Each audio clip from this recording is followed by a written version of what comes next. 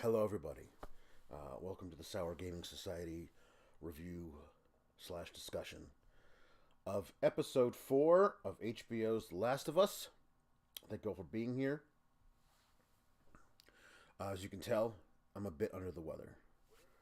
Um, and I'm, I'm, yeah. So I was like, I don't know how well I'm gonna hold up doing a review. But then I was like, yeah, I'm gonna push through it. I'm gonna push through it. Uh, Scuda says, "Hey Alex, hope you're feeling a little better."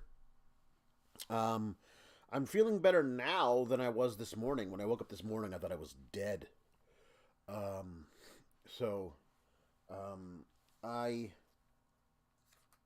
I usually, when I'm because we did the NXT Vengeance post show last night, me and Alexis Cardoza, and it was um, it was fun. But every time I do one of these post show type things, I always get keyed up, and my adrenaline starts going for whatever reason, and I can't get to sleep. So I am taking NyQuil capsules right now. So as soon as this discussion is over, I will hit the bed. So yes, sadly no Red Dead Redemption stream tonight. Hopefully we'll get back on the horse this week. Um, it is yeah, it's tough. But I knew I wanted to do this tonight because I wanted to talk about this episode. This is a really odd episode for me because it is very funny to me how they changed Pittsburgh to Kansas City because where they were shooting in Calgary looks more like Kansas City than it does Pittsburgh. So that's the main reason why they did it. I like it because it means they've gone through more of the territory that they need to cover before they get to Wyoming. Because there was like a Boston, just west of Boston, Pittsburgh, Wyoming, and it felt like there was way too much stuff between Pittsburgh and Wyoming. This did feel a lot more like the game. I mean, there's a very iconic section of the game where they pull into Pittsburgh. They can't get through on the freeway, so they pull off. They're going to go through side streets and then get back on the freeway, and of course they're ambushed. In the game, they're ambushed by like 15 dudes who have like a city bus that they've commandeered to crash into them, broadside them directly into I don't know, mini mart. In the show, it's three guys. One guy playing sick, another guy throwing a cinder block off of a balcony, and a third guy taking pot shots with a rifle. It is a very different kind of ambush, um, and I feel like it works more in the realistic version uh, of this world that they're showing in a TV show as opposed to a video game. Because in a video game, you can have Joel kill 15 dudes. You can have him throw nail bombs at people, attack them from behind with a lead pipe, bash their brains in, and people who are playing the video game will just go, okay, it's a video game, it's fine. But if you did that shit on a TV show, we'd think he was a mass murderer. It's a much better choice to have it be the three guys. They also conflated another major part of the game where Ellie saves Joel's life by shooting his assailant. Um, and in the game, she shoots him dead in the forehead. kills him dead. Also in the game, Joel is dying. There was something way more immediate and urgent about Joel being drowned than Joel having the shotgun pressed across his throat. I know that probably will lead to death. But there was something so much more of Joel is going to drown, and I have to kill this guy. It felt to me more urgent, and I guess you couldn't figure out a way for there to be a big giant puddle of water in the mini mart. But whatever. It's a small quibble. I really wish that Joel had been in more mortal danger. Yeah. I yeah, I also I did love that they made the guy that Ellie shot and Joel ended up killing so pathetic. And pathetic not in like a derogatory way, but just like you have sympathy for him. He's a kid, he doesn't know what the hell he's doing. He was just trying to do a thing that was happening, and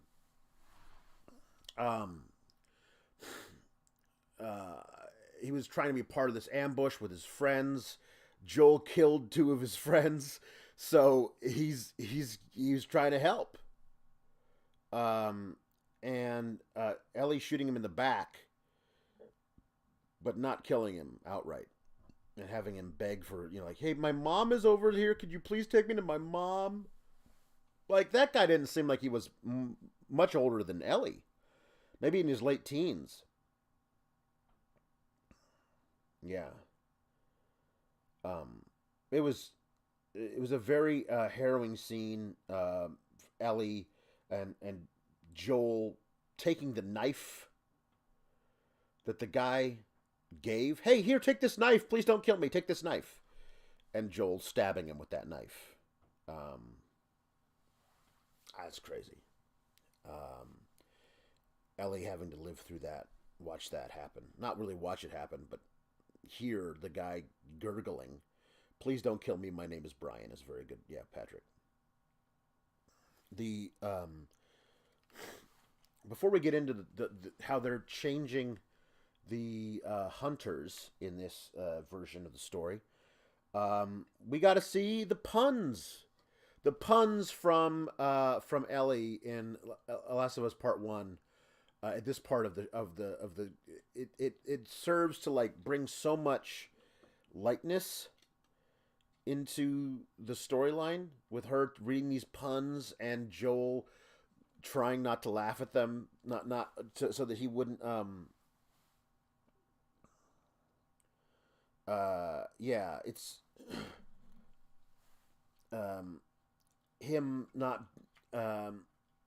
not wanting to admit to her that she's funny, and her annoying him and loving that she's annoying him. I love that relationship that they built here on the TV show. I like that they're trying to find some way. They're acknowledging the bullshit, right? Gasoline breaks down over time.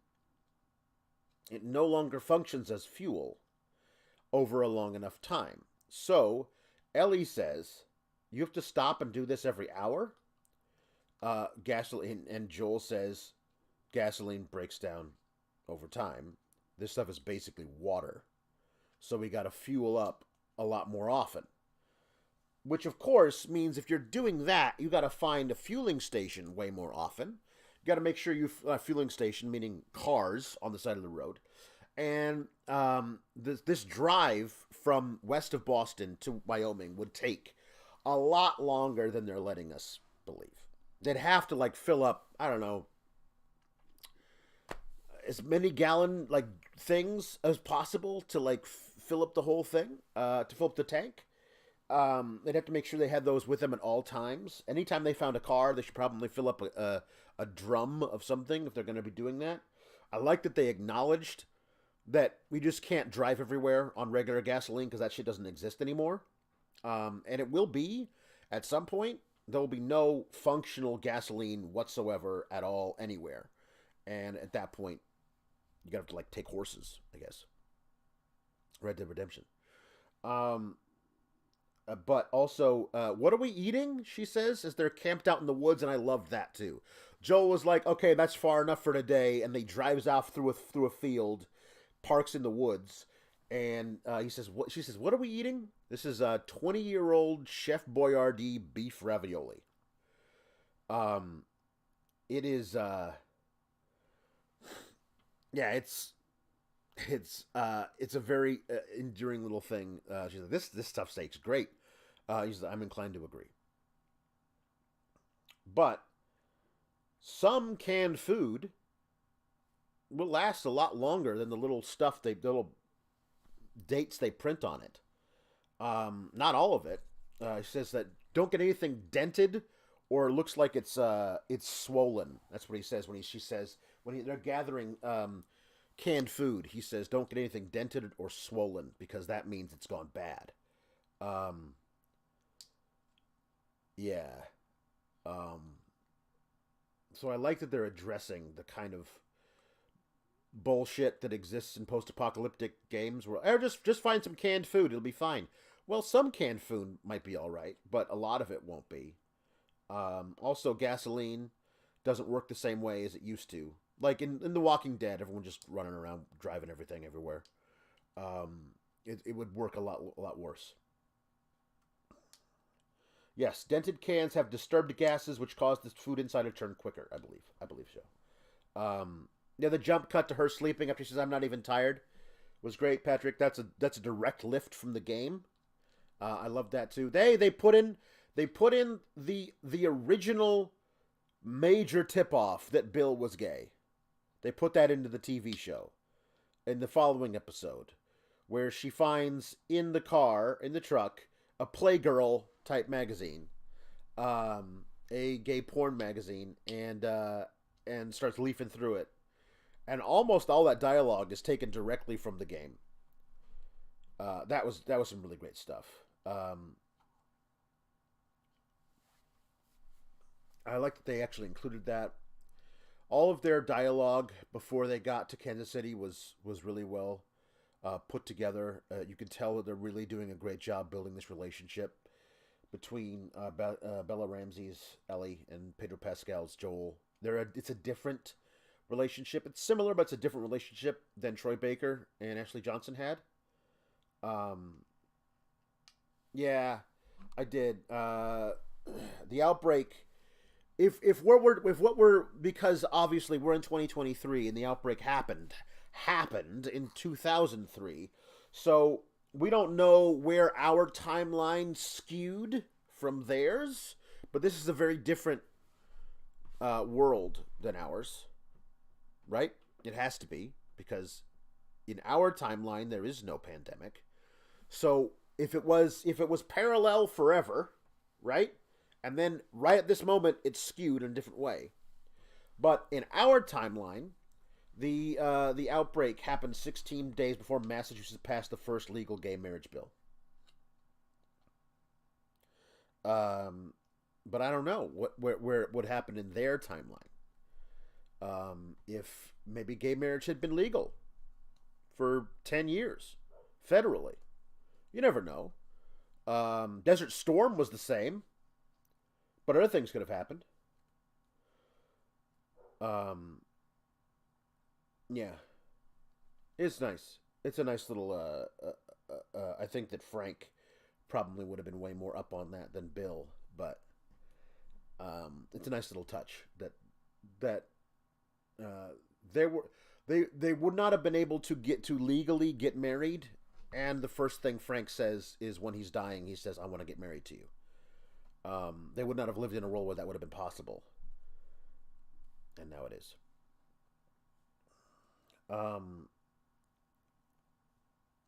I Yeah, Brent says, "Hey Alex, remember when you actually said actually having to watch Ellie kill Riley was going to be soul shattering?" Yes, we are absolutely building to that.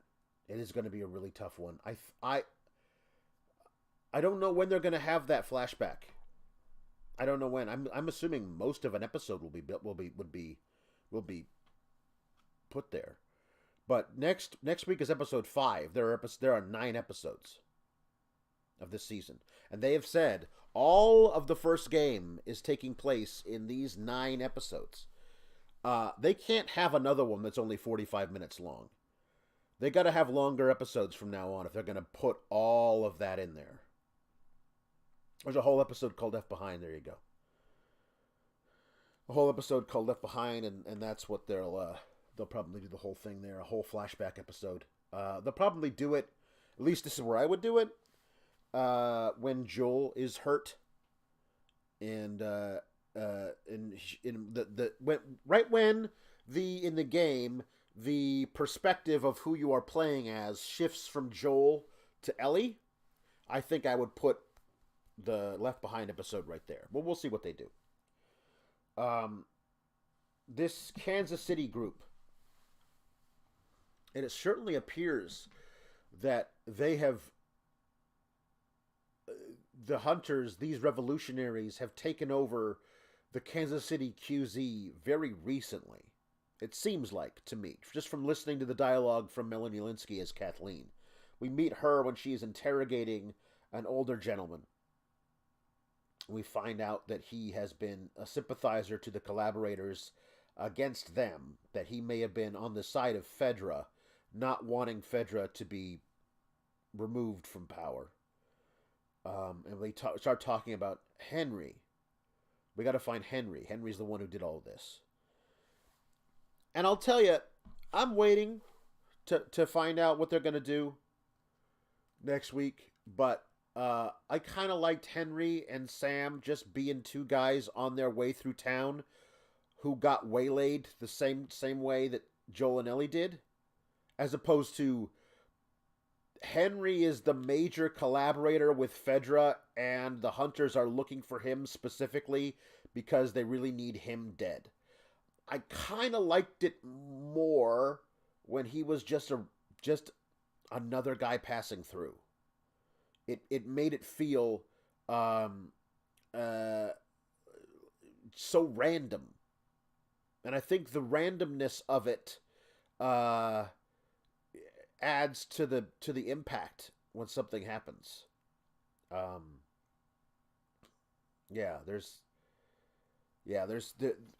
We'll see more about that. But she's trying to find Henry, because Henry apparently ratted on Kathleen's brother, who was then beaten to death by Fedra. That's what she says. I didn't catch the name of the doctor. But this is a doctor. The older gentleman. He says at one point, "I delivered you. I held you in my hands." So she has a long-standing relationship with this old man that she's interrogating.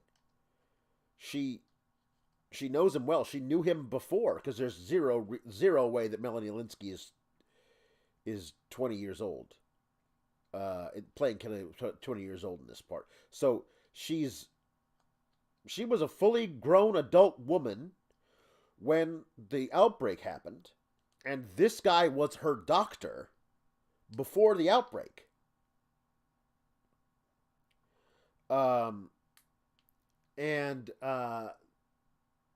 She says that they were informing, he was informing on it. They put a gun to my head, he said. And then she takes out a gun and puts it to his head and says, have I met the necessary qualifications now for you to talk? And when she says, you think I won't do it, he says, I'm your doctor. And it's not just, I'm your doctor, meaning I'm your Kathleen's doctor, and I have been since you were born. It's not just that. It's also, I'm your group's doctor. You need me because at some point you're going to need a doctor to treat somebody in your ranks of your revolutionary group. And I'm the doctor. I'm it. I'm who you need.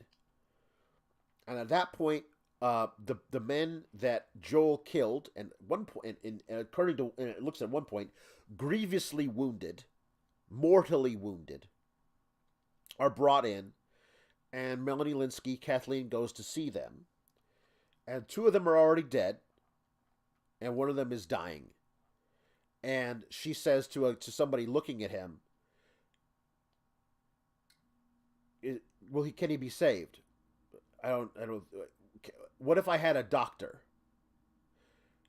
And the guy says, no, he's lost. He's a lost cause, right? So the only thing stopping her from killing this old man in the interrogation cell was the point he brought up that you're going to need a doctor at some point, so you can't kill me. And here's a point where somebody comes in and they're so grievously wounded that a doctor can't even save them. And if a doctor can't save this person, then what good are you to me? And she strides back in, has somebody open up the cell, and without even going into the cell, shoots once into the cell, killing the doctor.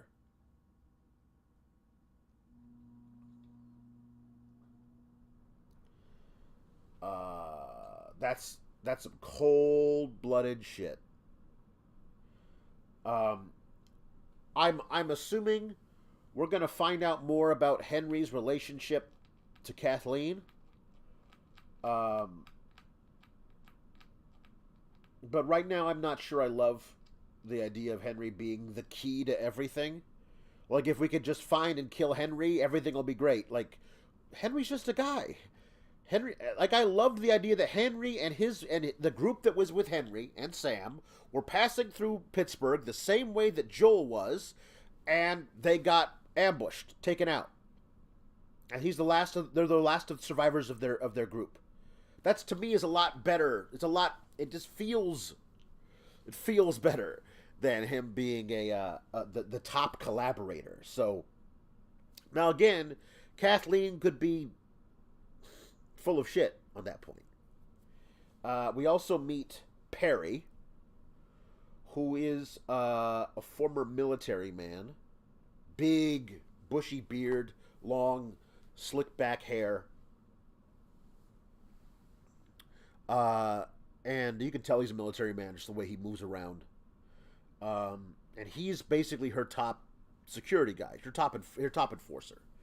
And so when they send everybody out, at a very large group of hunters they send everybody out to check on, to find Sam. Gotta find Sam. Gotta find Henry. Sam will probably be with Henry. Gotta find him. Gotta get him. And Brett brings up a point. That group in the games didn't have a leader, though, or really any character. They were just a group of guys that Joel had to kill his way through. And I think that's better for video games. But for a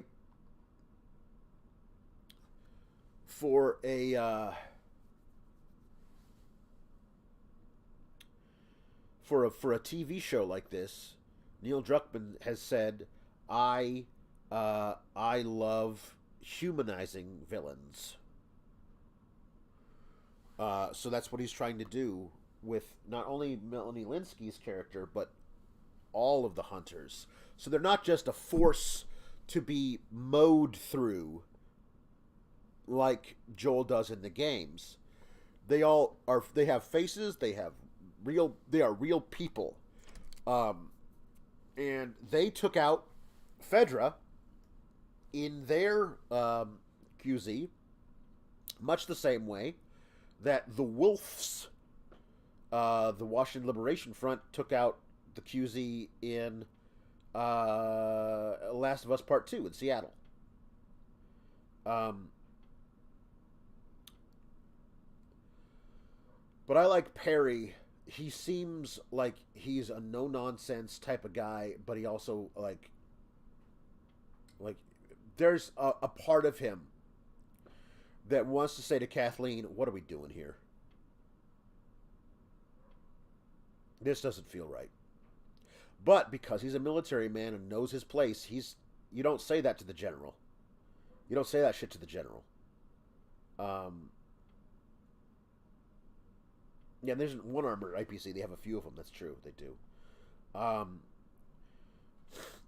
so he finds where Henry and Sam have been staying in the attic of some industrial building. There are a bunch of pictures up there that have been drawn by Sam of superheroes with crayons on cardboard. A bunch of cans of food, empty. And like he's not going to let Sam starve. Kathleen says of Henry, he's not going to let Sam starve. Put double our patrols around our provisions. He's going to get stupid and he's going to get caught. And then Perry's like, well, that's not the only thing we have to be worried about right now. And he takes her into the basement of the same building. And there is I don't know, like what it looked like the beginning of a sinkhole. And I thought that's what she was concerned about, that there were going to be sinkholes opening up underneath these buildings, swallowing the buildings. We got to get everybody out of these buildings because the ground's not safe. But then the sinkhole, what looked like a beginning of a sinkhole, like the ground is indented, and it just. So what I wonder is if they trapped all of the infected 20 years ago in Kansas City. They trapped them all in this sub basement and then poured concrete or whatever over it. And they've just been growing down there for 20 years. Because what is under there is obviously the bloater that we've seen in promotional material for the series. The bloater is under there. But I don't understand how the bloater is alive underneath there.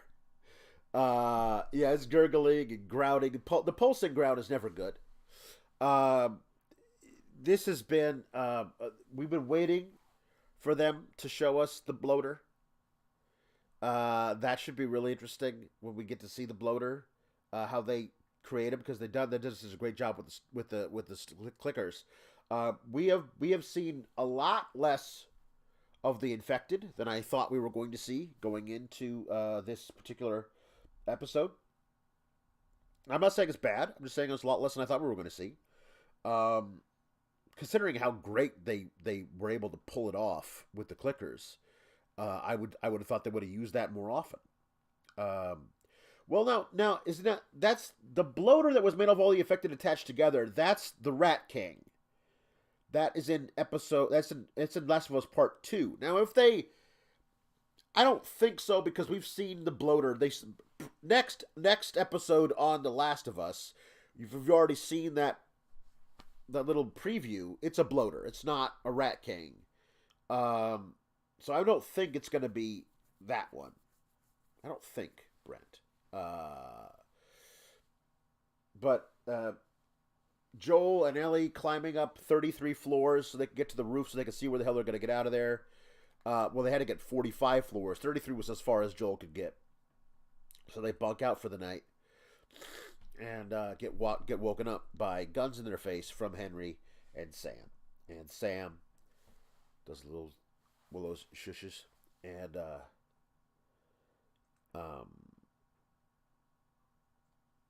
the Sam in the series now is deaf, which is a really interesting choice, and not a bad choice. I'm really interested to see how that changes our view of him. But there was so much really cool dialogue between him and Ellie. I hope we don't lose all of that. I do, because there was a lot of really good, like, kids getting to be kids dialogue between them. and it would suck if we lost all of that. It would. Um, yes, he's.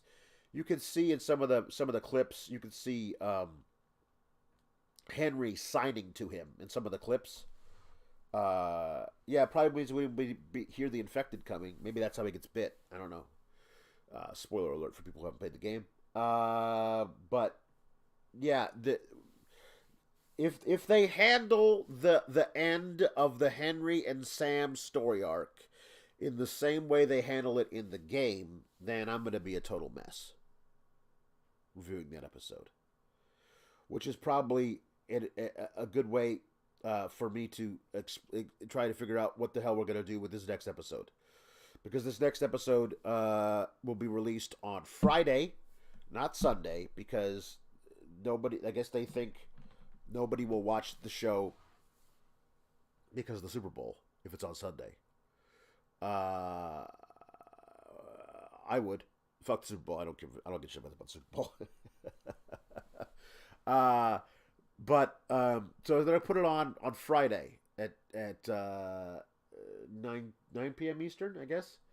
But of course, Friday is SmackDown and Rampage.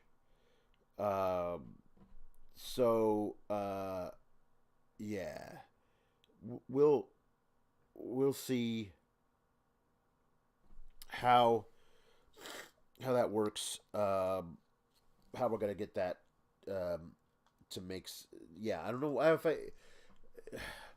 if I'm just gonna skip Rampage that night, review SmackDown, then watch. I don't know. I don't know how I'm gonna work it out. I don't know. I don't know how I'm gonna work it out. But next weekend there will be a review of uh, Last of Us. Probably either really late Friday night or Saturday at some point. I don't know when exactly. Probably really late Friday night. I'll have to watch SmackDown, do a review of SmackDown while watching Rampage, then watch that episode of Last of Us, then do a podcast about it. So I don't know when that's going to be, but we'll do it. We'll get it done. It'll work out. We'll make sure it happens. Uh, yeah, I'm very excited that they've not only are they making the hunters into an actual group with real people with names and faces and motivations, but that they've hired Melanie Lynskey, who is fantastic, to play their leader. And I'm looking forward to see how they flesh out more of that. But as you can see, I am fading fast. You can hear me starting to fall apart. So that's going to be the end of this brief review of a very brief episode. This was only a 45-minute episode. Last week was an hour and 15 minutes. So yeah, it'll be we'll see more of where they go from here on the run times. But so far, I'm I'm liking that they're not afraid to change the run times a lot. But yeah, please do leave a like on the video on your way out. It really helps these kinds of videos, helps with the algorithm, get people out there to find it when they're looking at stuff. Um, and if you're watching late, if you're watching not live stream but watching this thing late, please also put a like. It really does help quite a bit. Thank you, everybody. Wishing me well. I hope I feel better too. Tomorrow will be a long day as well, with Raw being terrible. But maybe we'll have Kate around to give us what I did on my Jericho-cation book report. So, thank you, everybody. Yeah, we'll go ahead and say good night tonight, and say, as we say every week, endure and survive.